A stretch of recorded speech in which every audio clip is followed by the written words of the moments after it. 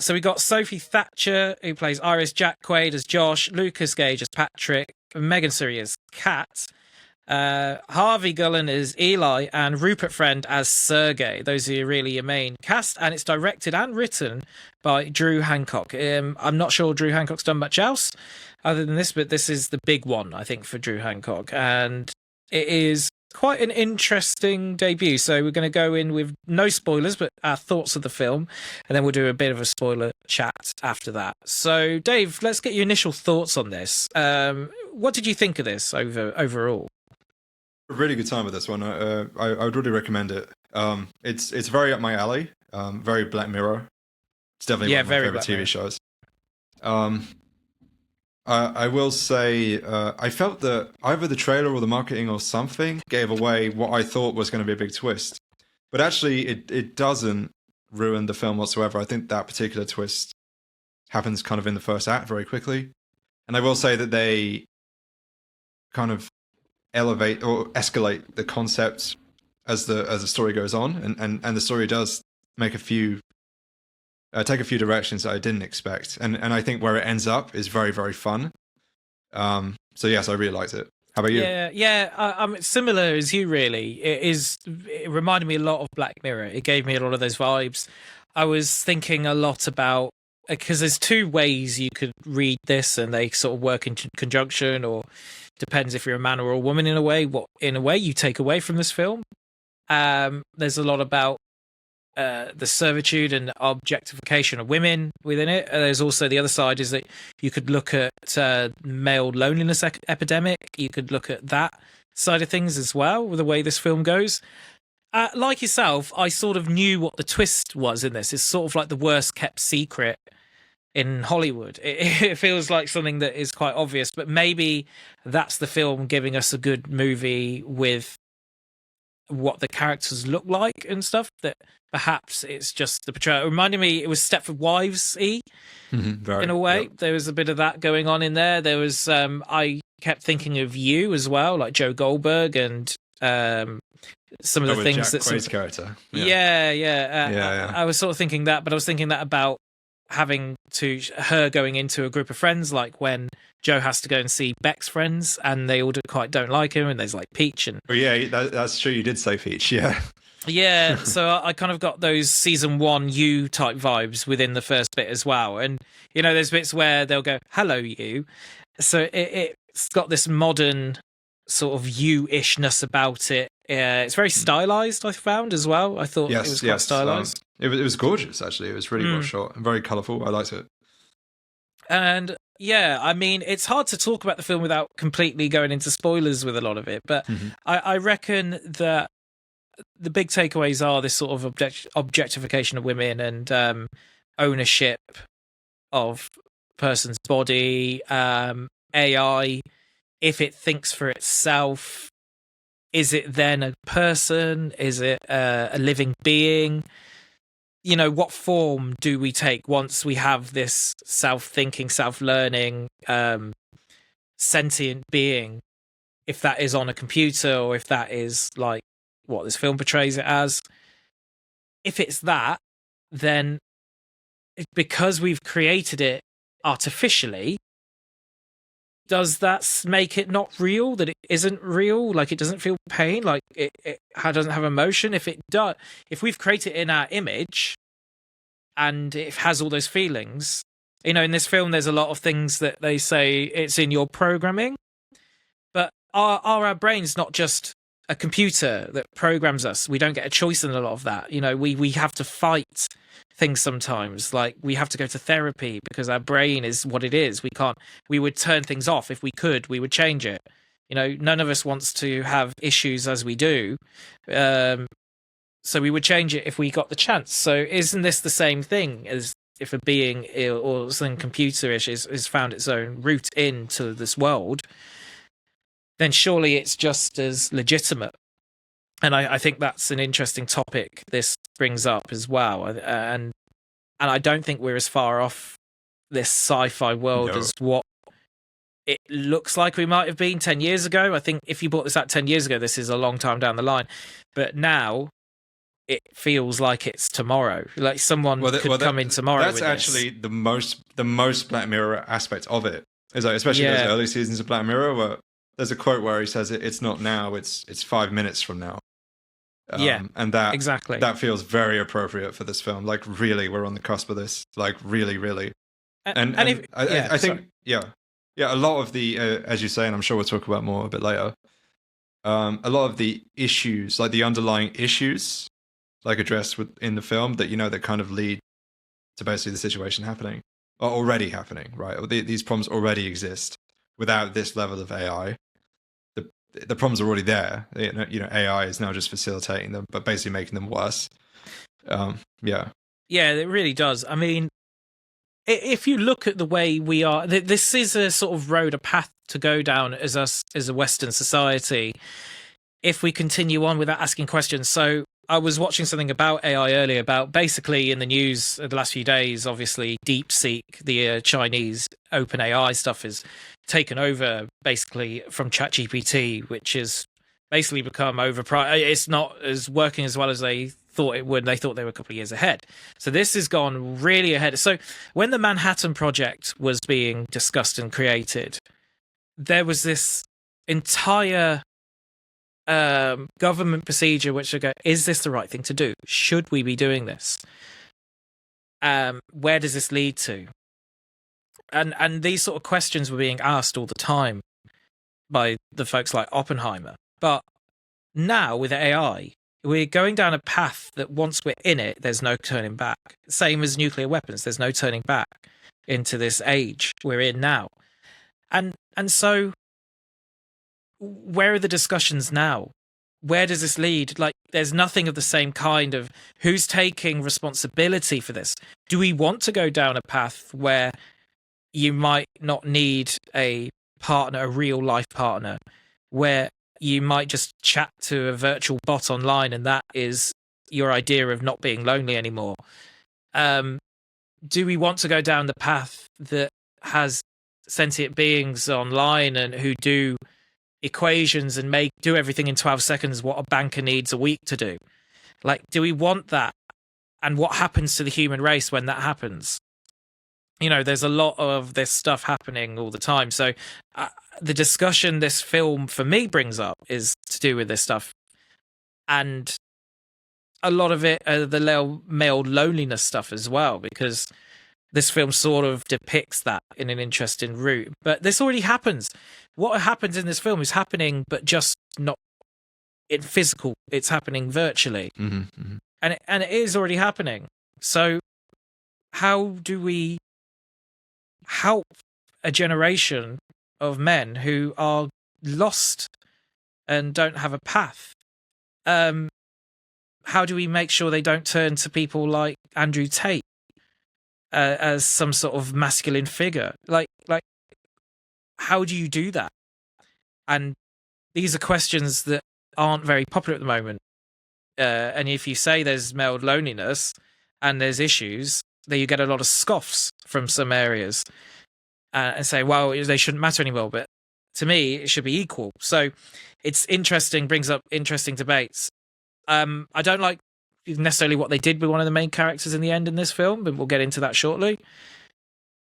But I've found that absolutely on the front of it, there's a lot of stuff about objectivity, being, objectifying women and stuff. But there is also this other, they're almost sometimes they're like this, aren't they? The two ideas and one has to be good, one has to be bad in a way, but they're both terrible things to happen.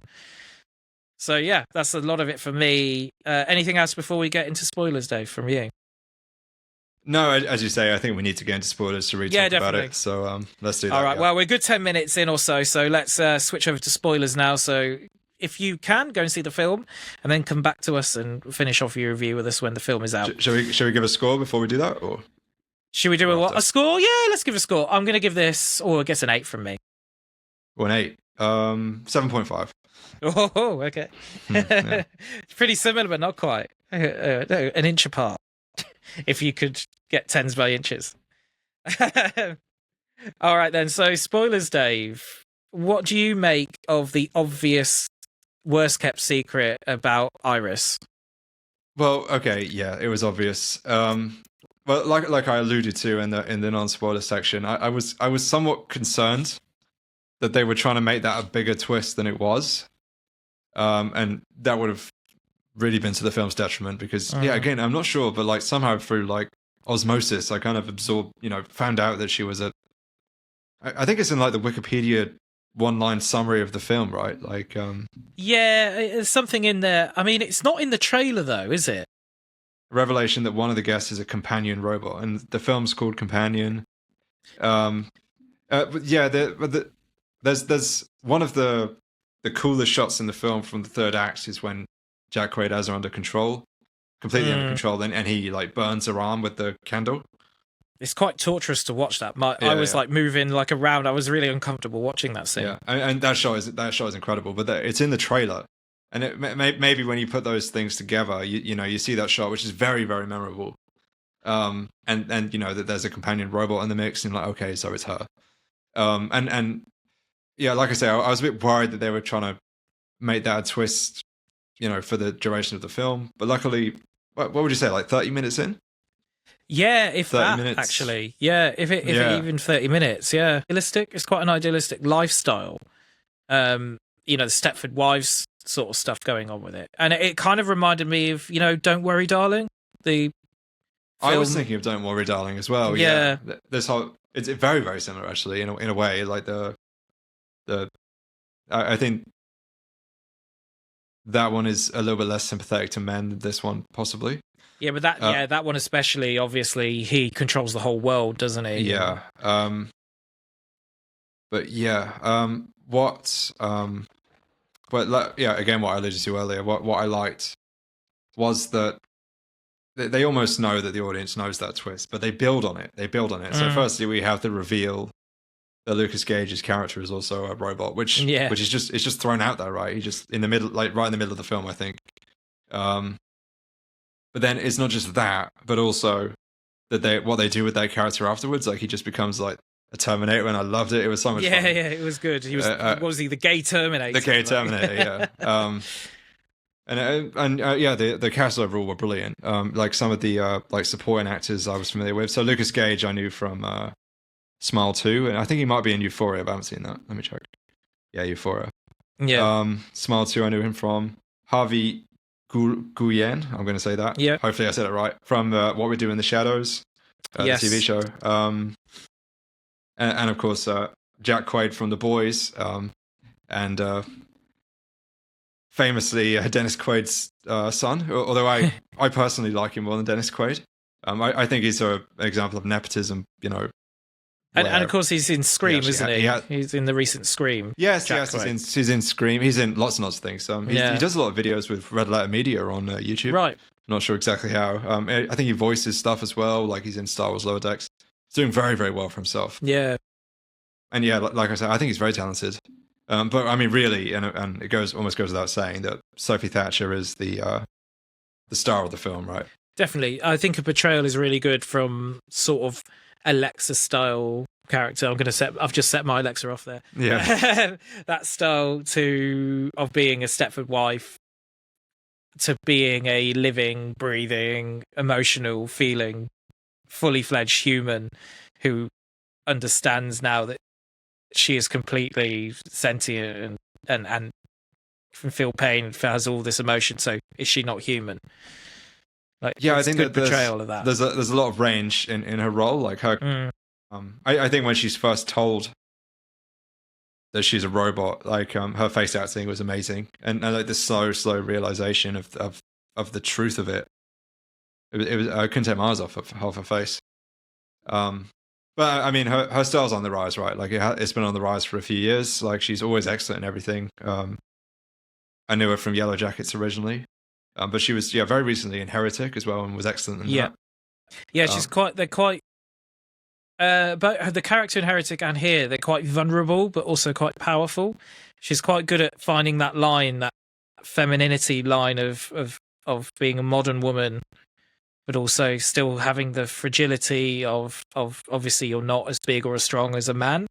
Like, and that's just an inherent thing that that women have to go through a lot of the time with the overpowering physically of men and this stature and then, you know, and how men sometimes feel that they're above mentally and can do things, you know, they much above their pay grade than they should be. So I think she encapsulates that really well in Heretic, and I think she does it very well here as well. Yeah, I mean, absolutely. I mean, to be honest, I could recommend the film just for her performance alone. I do think the cast overall is excellent. I couldn't single out a weak performance in the lot. I mean, it was... they're quite a young cast, aren't they? It was a young cast. I mean, Rupert Friend was very fun as Sergei. Yeah, except for him, he was the only older Russian guy. Yeah, but I mean, he was having a whale of a time playing that role. Surely, he reminded me of sort of the middle-aged guy in Bodies. I was just about to say that. Yeah, Lee Pace. Yeah, not quite as famous as Lee Pace, or at least I don't know him. But it's very similar. Yeah, like a middle-aged man hanging out with a bunch of 20-something, young adult, 20-somethings. Yeah, and it's kind of like. He obviously is more of an overt creep than the guy in Bodies. And he's not he gets what he deserves, as the Joker might say. He gets what he deserves within this film. And it happens quite quickly because I think that's a shock, because I thought his character was going to be quite iconic for longer. And yet they kind of get rid of him almost immediately. He's like the first kill. So that's quite interesting to me and shows intent. I'm not really sure why. I thought that he was going to be like the CEO of the company that made the robots. I'm not particularly sure why I thought that. Maybe a bigger overarching story more about humans that would have been if that was the case. Yeah, that maybe more of the cast were going to be robots. Yeah. It wasn't a very mature thought. It's just what I thought when I first saw him. So with you, Dave, What sort of themes did you get out of it? You know, like I've said about the male loneliness thing. I think I do think that's a big issue today. But obviously, the characterization by Jack Quaid and the script in the end turns him quite overtly evil.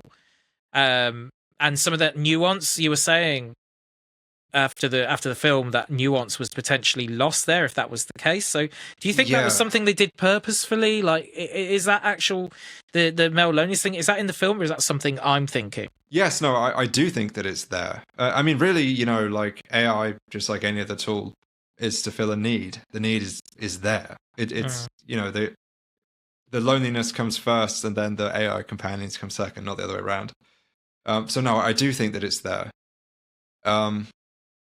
And you know, there's a different version of this film that's a bit more cerebral. That does focus more explicitly on this theme of loneliness and also this concept of ownership as well. Like, because she is synthetic, you know, like at the end of the day, she's a product that he bought. But you know, how much autonomy is too much autonomy, or how much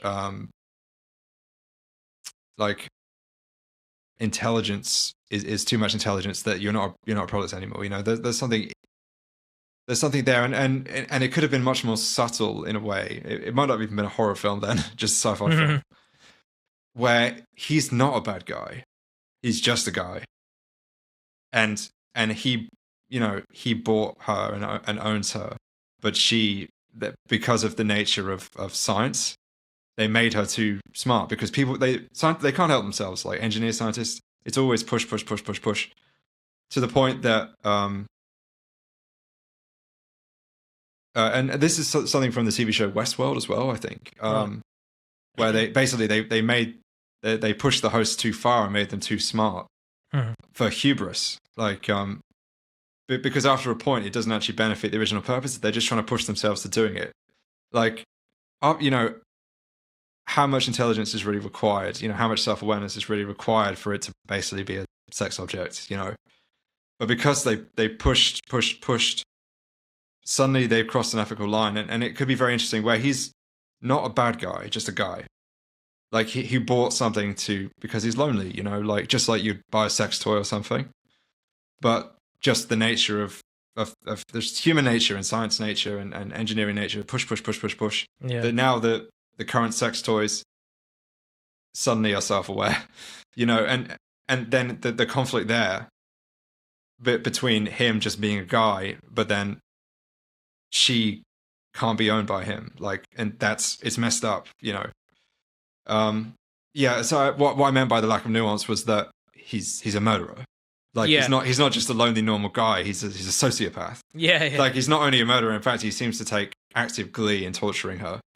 And you know, I think that in a way there's an interesting discussion, you know, where there's a more interesting version of the film where he's not a villain. He's not an evil person. He's the antagonist of the story, right? Where she's the protagonist, he's the antagonist, but he's not evil. And so by making him evil, I think it makes it more of a horror movie. It makes it more fun. Yeah. It makes it much more fun when she, like, you know, gets revenge on him at the end. But, like, you know, kind of as a sci-fi film, you know, maybe as like an exploration of these concepts that you picked up on yourself, it's a little bit less interesting. Yeah, I think it needs the zaniness it has to be one of these modern. It's a very modern-y type horror sci-fi film where the horror elements, the horrific horror elements, are kind of lost in the idea to stylize it and the idea to make it more universal and make it more watchable. Because I think it could be straight up horror drama like that, and it'd be horror for a different reason. But this is putting it into a way that is palatable for a larger audience, which is fine. You know, there's nothing wrong with that. You've got to get the largest base of people you can to watch a film like this, and it has those modern horror comedy elements. Like, I do think of Bodies, Bodies, Bodies when I think of this and the way it runs, but for obviously very different. But it has that stuff about the technology usage and things. It's all a lot of modern horror focuses on these sort of technological advancements now. But I think this does it really cleverly. Yeah, I do actually just want to interject and say that for me the comedy really worked. Yeah, definitely. I didn't it say was it very before, good. but the comedy really worked. And comedy, like, it's very, very hit or miss. It's, of course, a very personal taste, just like what you find scary. And, you know, not often would I say that I watch a film where, like, most of the jokes landed for me personally. So, you know, I think that shows real talent, right? On the did he write it also? Yeah, written and directed. Yeah, I think it shows for me a real talent in the writing to make comedy that works. And I think you got to give props to the costume department, because I think Sophie Thatcher's character and the way she's dressed and the blood that comes, an iconic look. I think that'll be all over. It's going to be quite surely. iconic. Exactly. Yeah. I was going to say that could be this year's modern Halloween costume for women. That's going to be the May Queen dress of this year, right? Like, surely. Yeah, definitely. Yeah, I think it's subtle enough, but also, like, when the blood is on it and she becomes this version of what men want a woman to be, but the blood and then all of the dirt that she gets as the film goes on her and everything that happens creates this great sort of depiction of what men want from women in the eyes of men, and then what she actually is and becomes, and something else from that. I think there's a really interesting image, and the imagery of this film is fantastic. I liked the bit with the cop as well, where she can change her voice box and her language and everything. Yeah. That was really funny, and it again plays into this idea of she looks really dodgy when he goes past and she's covered in blood and all sorts. But it's like, are you okay? What's happening? And maybe playing up on the femininity stuff and about women and the cop and not knowing he's in real danger and should be going, actually, there's big issues with this. What's happening with this woman right now? Yeah, so I think it's very clever in the way it does things. And I do think also it's very important. I've said about the male loneliness thing, but I think it's an important, very big theme of it, that objectifying her and is she got rights to her own body? You know, there's a scene where it cuts in with him basically orgasming, like going, ugh, like literally at the end of his orgasm. And then when he's like, oh, that was great, babe, she's like, I'm here to please you, and blah, blah, blah. Like when she's still Iris, the bot. So it plays into all of this and seeing a woman as an object and objectifying them, and it does that very well. I almost think in a way that Drew Hancock is quite heavy-handed with it, and not heavy-handed enough on the other side of it. And I wonder if that's because it's from a male perspective. Like he doubles down. They're afraid of being too pro. Yeah, I'm not sure. Like I want to know what this film would look like from a female director and writer as well. Like I'm sure he had a lot of help and guidance from women to create a film such as this. But it'd be quite interesting to see the subtle differences in how things are shot. Like the substance is subtly quite different. Yeah. Because it's not a female director. I mean, certainly, I'd love to see like a female writer director's take on this exact concept, and I'd be fascinated to see what the changes were. I think it's a much more digestible narrative. It's what you said before, to essentially come down in her favor, and have him as a villain, and then she's easy to root for. There's a nice, there's a conflict, there's a climax at the end, etc., etc. Yeah, there's going to be blood. Yeah, it makes for a good film. It does make for a good film. It's super entertaining, very fun. Like I said though, there's a different film, and it is a different film. I not necessarily better, but a different film where they dig into it a bit more even-handedly. And like I say, like she can still be the protagonist of the story, but he doesn't have to be a monster either. He's just a guy, and that would also be an interesting film to watch. Much, I would say, less palatable, because I feel like the ending can't be so bloody, really, I don't think. Well, maybe it could be, but it would be a bit more tragic. A bit more tragic. It would. So maybe that would be interesting, but maybe less palatable, maybe less mainstream. Maybe not, who knows? Prove me wrong. Yeah, absolutely. I think this is going to be one of the bigger horror movies of the year, perhaps. One of the more... that gets people going into the cinema. I think it's quite an exciting time for horror in general, and I think this film is part of that. The idea that a film like this can be mainstream at the cinema, a lot of similar type deals on on Netflix and Black Mirror and things. So I reckon it's for this time period, we need more horror like this, I reckon. Absolutely, yeah. I hope it wasn't done a disservice by being released in January. We'll see. Once it gets its proper release, we'll see. How it does. I definitely know that it's been reasonably well marketed. I've seen it. It's got a lot of buzz. Yeah, it has got a lot of buzz. Out of all of the horror films that have come out this month, I think it's got a lot of buzz. Yeah, I remember seeing the trailer over and over and over. I think the only thing I saw of the trailer, more than this, was the monkey, which is going to be a massive release when that comes out, I think. Yeah. So yeah, we'll see. When is it due to come out actually properly? Friday, I think. Is it the Friday? 31st? Yeah. Yeah, very, very privileged to be able to see it early. Definitely. Thank you, Odeon. Yeah, cheers, Odeon. Yeah. Big shout out to you. Yeah. All right, well, thank you as well, Dave. And thank you, Joe. No worries. And whatever you thought of the film, like, share, subscribe, comment down below. Love to hear from you. Hear my mic. See you soon, Dave. See you later. Bye. See you, Joe. Bye.